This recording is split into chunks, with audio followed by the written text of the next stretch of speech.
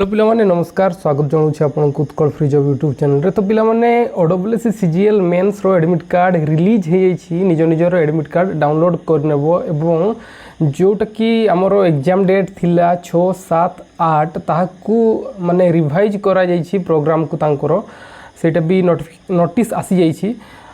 सेटा हला जो मैथमेटिक्स एवं कंप्यूटर थिला अलग अलग दिन रे एबे गोटिए दिन रे मैथमेटिक्स एवं कंप्यूटर हेबो एवं 8 तारिख दिन आमर जहाँ कि पेपर रहिबा कथा रहिबो। तो ताहाको रिवाइज प्रोग्राम कराई 7 एवं 8 तारिख आपण मानकर एग्जाम एबे रहउछि 6 तारिख रहुनी। ठीक अछि, एडमिट कार्ड आसी गला केमिति डाउनलोड करबा देखिबा।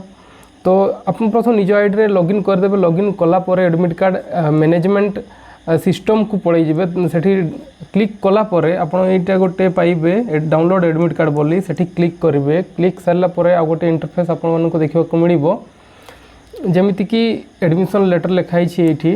तो ये देखु कंबाइन ग्रेजुएट लेवल एग्जामिनेशंस आपन सीधा ये आसुथबो click here to download your admit card for this post. तो जाकि सेठी क्लिक करेंगे आपंकर डाउनलोड हो एडमिट कार्ड।